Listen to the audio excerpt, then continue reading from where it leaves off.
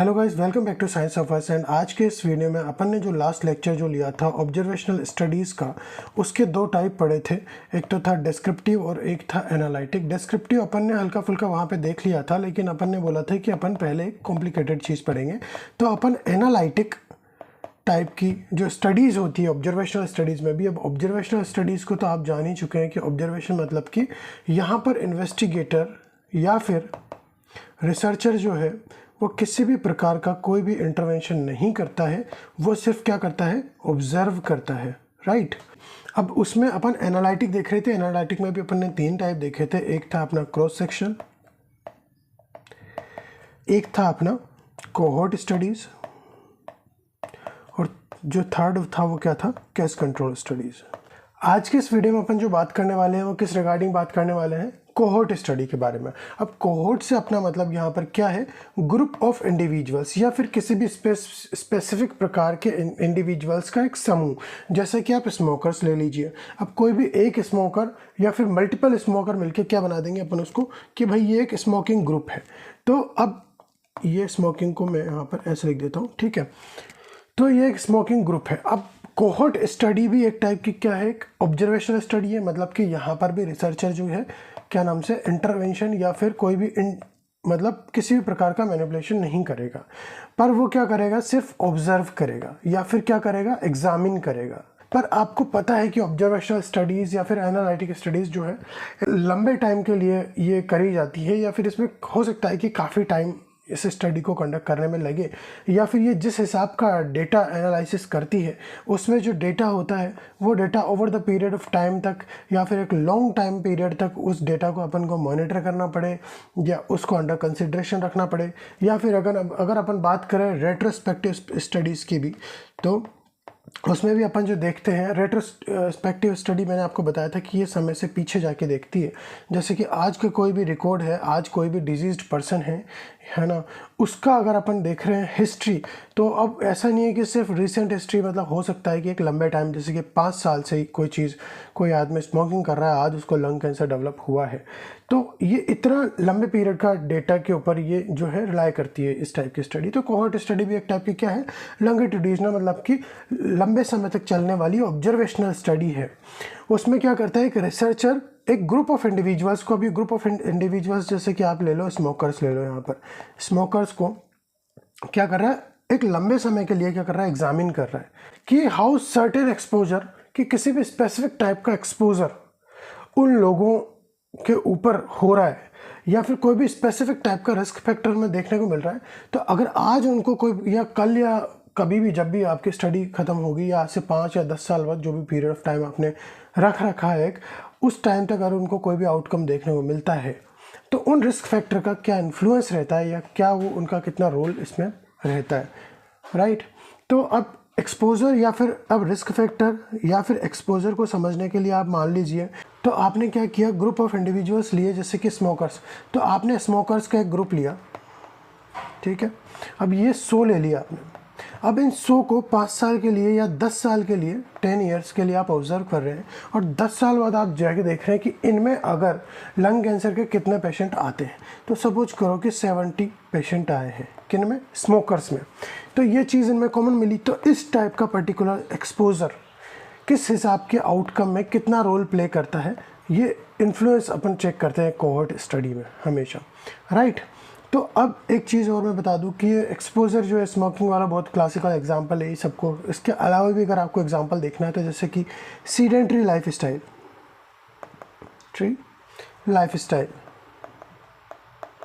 अब sedentary life style का heart health पे या फिर एमआई के जो पेशेंट आते हैं, मायोकार्डियल इन्फार्क्शन के, तो उन पेशेंटों, मतलब आज से ऐसे ग्रुप 100 लोग ले लो वापस से आप, जिनकी सीडेंट्री लाइफ स्टाइल है, वो ज़्यादा एक्सरसाइज नहीं करते, ठीक है। अब आपको कोई भी इंटरवेंशन नहीं करना। 10 साल बाद आप देख रहे हैं कि इन लोगों में, अगर इनमें से 70 या 60 लोगों को एमआई या हार्ट रिलेटेड कोई भी स्पेसिफिक प्रॉब्लम हो रही है, और 100 वो ले लो जो एक्सरसाइज करते हैं, ठीक है। इसमें भी आप इनको इंड्यूस नहीं करवा रहे हो, नॉर्मली जो अपनी लाइफ को हेल्दी रखते हैं। इनमें से सिर्फ 10 ही लोगों को जो है MI हो रहा है या मायोकार्डियल इन्फेक्शन हो रहा है। तो आप यहाँ पर ये एक्सपोजर किसी भी पर्टिकुलर चीज़ का, सीडेंट्री लाइफ स्टाइल का, अब ये एक टाइप का क्या हो गया, आप इसको क्या कर सकते हैं, रिस्क फैक्टर में कंसिडर कर सकते हैं, या एक टाइप का क्या है, एक्सपोजर है ये।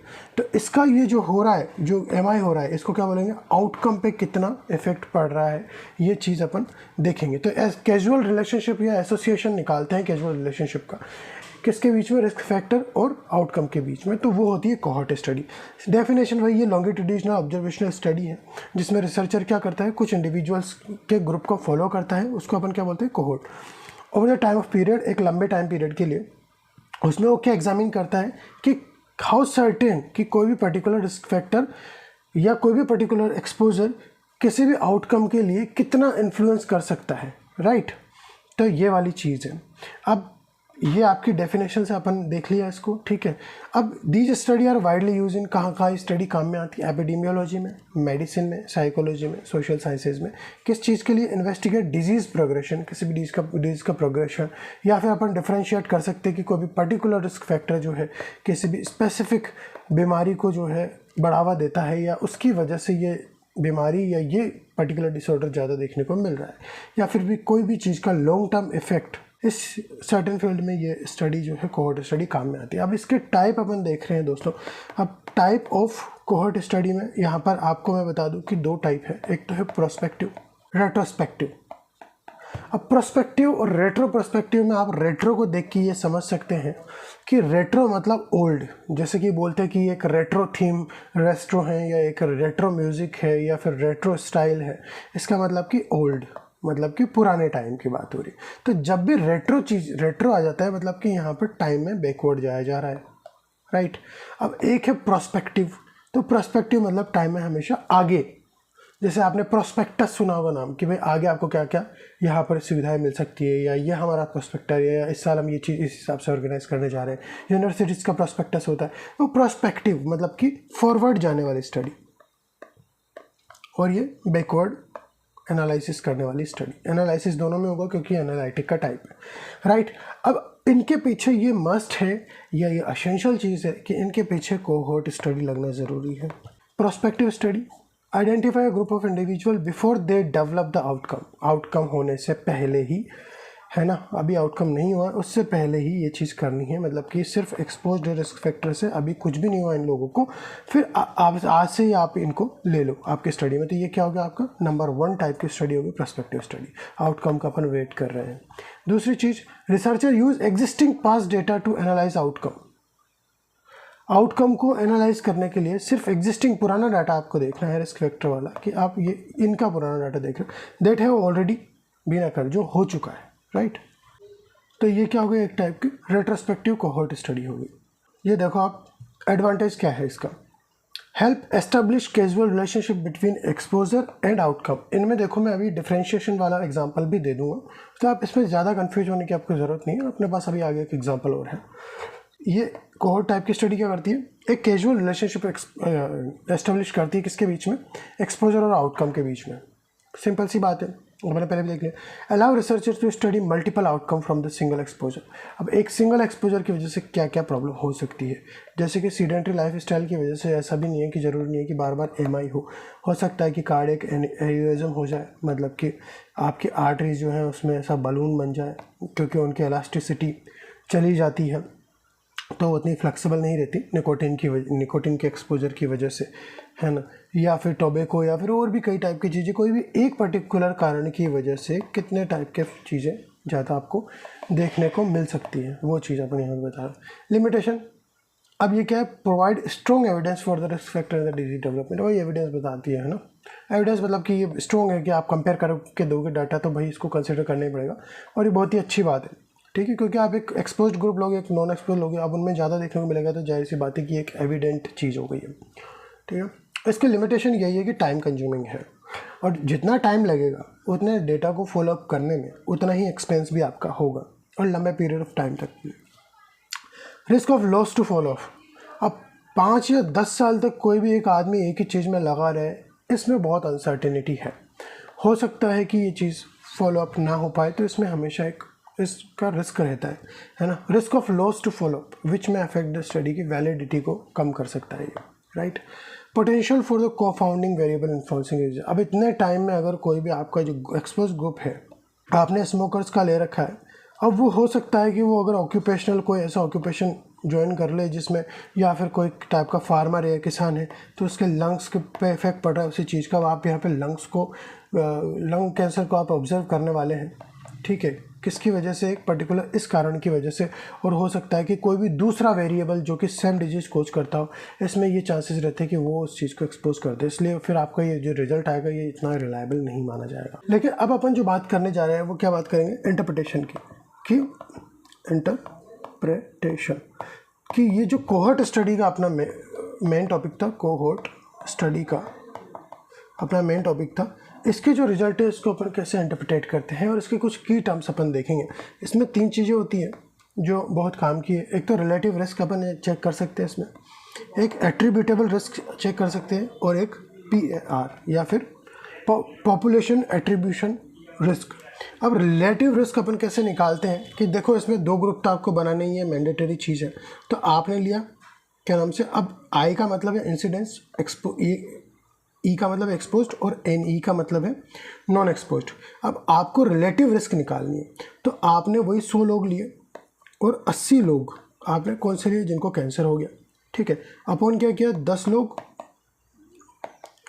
तो ये क्या है, ये नॉन एक्सपोज्ड ग्रुप हो गया और ये एक्सपोज ग्रुप हो गया। ये क्या हो गया, इंसिडेंस, ये क्या हो गया, इंसिडेंस।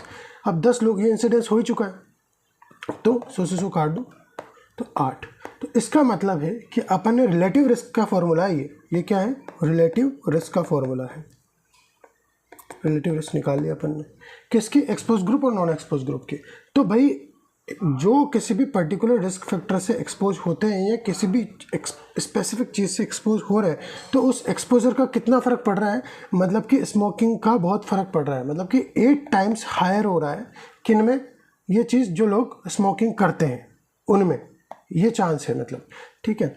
मतलब कोई भी ग्रुप ऑफ इंडिविजुअल्स में जो कि स्मोकिंग से एक्सपोज्ड हैं उनमें 8 गुना ज़्यादा ये प्रोबेबिलिटी रहेगी कि उनको जो है लंग कैंसर होगा। तो ये अपन ने क्या निकाला, रिलेटिव रिस्क। अब इसका स्ट्रेंथ अगर चेक करनी है इंटरप्रिटेशन की, तो वो अपन हमेशा कैसे चेक करते हैं, जैसे कि एसोसिएशन चेक करना है कोज और इफेक्ट के बीच में, कोज और इफेक्ट के बीच में एसोसिएशन चेक करना है आपको।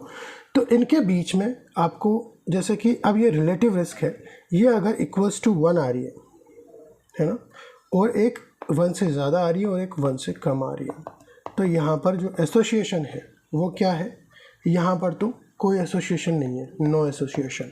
यहाँ पर की मतलब स्ट्रॉन्ग एसोसिएशन या फिर इसको बोल सकते हैं पॉजिटिव एसोसिएशन आपको देखने को मिल रहा है। अब मैं अभी बताऊँगा एसोसिएशन क्या है, और यहाँ पर नेगेटिव या फिर इन्वर्स, नेगेटिव या फिर ऑब्लिक इन्वर्स एसोसिएशन यहाँ पर देखने को मिल रहा है। अब इसका मतलब ये है कि जैसे कि ये आपने जो इंडिविजुअल लिए 100 ग्रुप, 100 स्मोकर्स, 100 नॉन स्मोकर्स, इसमें से भी 10 लोगों को हुआ और इसमें से भी 10 लोगों को हुआ, तो वही रिलेटिव रिस्क आपने निकाली, तो क्या आई, इक्वल्स टू 1 आई। मतलब कि कोई फ़र्क नहीं पड़ रहा स्मोकिंग का दोनों ग्रुप्स में, क्योंकि केस दोनों के सिमिलर हुए, ठीक है। अब यहाँ पर इन 100 में से सपोज करो कि 80 को हुआ, अब वही आपने रिलेटिव रिस्क निकाली तो 8 टाइम्स हायर अपन ने निकाला था, तो मतलब कि 8 1 से ज़्यादा हो गया, ठीक है। तो इसका मतलब है कि बहुत पॉजिटिव एसोसिएशन है, मतलब कि स्मोकिंग का इफेक्ट आ रहा है, या फिर ये एक पॉजिटिव रिस्क है या एक सिग्निफिकेंट रिलेशनशिप है स्मोकिंग का किस चीज़ से, लंग कैंसर से। तो ये क्या हो गया आपका पॉजिटिव एसोसिएशन। अगर एक्सपोज्ड ग्रुप, अब यहाँ पर सपोज करो कि यहाँ पर 30 लोगों में कैंसर देखने को मिल रहा है और यहाँ पर 10 लोगों में कैंसर देखने को मिल रहा है, तो आप क्या करेंगे, 10/100, ये एक्सपोज ग्रुप का है ऊपर का, और नीचे 30/100 इज इक्वल टू 100 से 100 काट दो। अब ये क्या हो गया, डेटा जो आएगा वो कम आएगा, तो अंडर 1 आया, इसका मतलब है नेगेटिव एसोसिएशन, मतलब कि नॉन एक्सपोज्ड ग्रुप ज़्यादा अफेक्ट हो रहा है, तो ये क्या हो गया, नेगेटिव एसोसिएशन आपको देखने को मिला। ऐसे ही करके अपन क्या निकालते हैं, एट्रीब्यूटेबल रिस्क।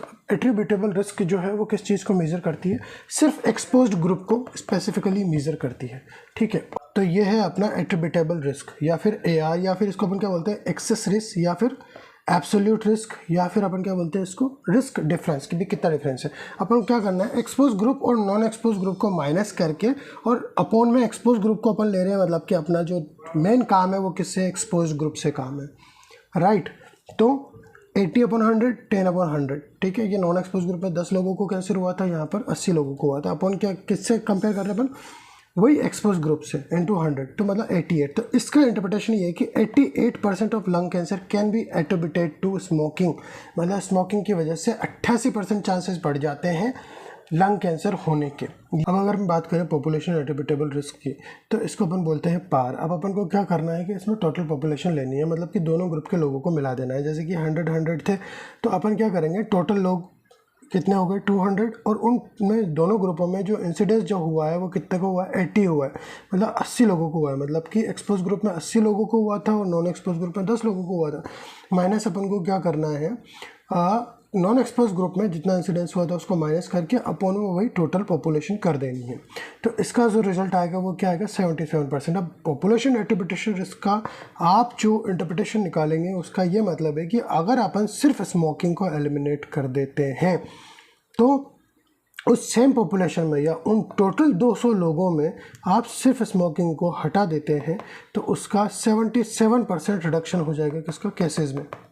अब आप इसमें एक चार्ट देख लो प्रोस्पेक्टिव कोहॉर्ट स्टडी का, तो मतलब कि इसमें स्टडी के पार्टिसिपेंट ले लो आप, फिर उनमें से रिस्क फैक्टर प्रेजेंट ले लो कि भाई ये आपका रिस्क फैक्टर हो गया स्मोकिंग। उसमें से 2 ग्रुप डिवाइड कर लो, एक्सपोज और नॉन एक्सपोज, कि भाई ये ग्रुप एक्सपोज है, ये स्मोकिंग करता है, ये नहीं करता है, ये इस पर्टिकुलर चीज़ से के एक्सपोजर में है और ये इस चीज़ के एक्सपोजर में नहीं है। उसके बाद आप क्या चेक करोगे, आगे जाके फ्यूचर में इवोल्वेट करोगे, मतलब पीरियड ऑफ टाइम आउटकम, ठीक है। तो ये बिगिनिंग ऑफ द स्टडी है और ये एंड ऑफ द स्टडी है। एट द एंड आप क्या देखोगे, क्लिनिशियन का मेन कंसर्न जो है वो रिलेटिव रिस्क से है, एपिडेमियोलॉजिस्ट का जो है कंसर्न वो किससे है, एट्रिब्यूटेबल रिस्क से है, और जो पब्लिक हेल्थ के प्रोग्राम रन करते हैं या उनको गवर्न करते हैं या जिनका कंसर्न पब्लिक हेल्थ के प्रोग्राम से है तो उनका क्या है, पार से, पॉपुलेशन एट्रिब्यूटेबल रिस्क से है, ठीक है। ये लोग देखते हैं, ठीक है। अब कोहॉर्ट स्टडी के कुछ की पॉइंट है, हमेशा क्या करती है, अब कोहॉर्ट स्टडी के कुछ की पॉइंट है, हमेशा क्या करती है, लुक फॉरवर्ड करती है, प्रोस्पेक्टिव टाइप की स्टडी है, कोज टू इफेक्ट स्टडी है, risk factor to disease study है, एक्सपोजर टू आउटकम स्टडी है, फॉलोअप स्टडी है, इंसिडेंस स्टडी है, क्योंकि इसमें इंसिडेंस बाद में हो रहा है, मतलब हो नहीं चुका है। तो ये सारे इसके क्या है, की पॉइंट है। एक बार फिर से अपन ऊपर से वापस से रिवीजन के लिए जस्ट एक नज़र घुमा लो कि ये देखो आप, एक जो मेन चीज़ है वो क्या है, वही रिलेटिव रिस्क अपने निकाली थी, मतलब कि smokers are relatively 8 times higher risk of lung cancer as compare to non smokers, मतलब स्मोकर्स का इतना ज़्यादा चांसेस है, 8 times हायर रिस्क पे है वो नॉन स्मोकर्स की तुलना में। इनका रेशियो भी निकाल सकते हैं 8:1, ठीक है। इंटरप्रिटेशन वाली चीज़ मैंने आपको बताई दी थी। और एक जो चीज़ है आपको हमेशा क्या करना है कि गोल्डन रूल ऑफ एपिडेमियोलॉजी क्या है, ऑलवेज टेक कंपेरिजन, मतलब कि हमेशा एक नॉर्मल ग्रुप को, एक एक्सपोज ग्रुप को एक नॉर्मल ग्रुप से, एक नॉन एक्सपोज ग्रुप से कंपेयर करोगे तभी आपका डेटा बहुत रिलायबल, एक्यूरेट और वैलिड आएगा। Thank you very much to be with me throughout the session and I hope ये वीडियो आपके लिए काफ़ी काम का साबित हुआ होगा, या फिर इससे रिलेटेड आप MCQ भी प्रैक्टिस करना चाहते हैं तो kindly do let me know in the comment section and please like my video and share it with your friends और कलीग्स।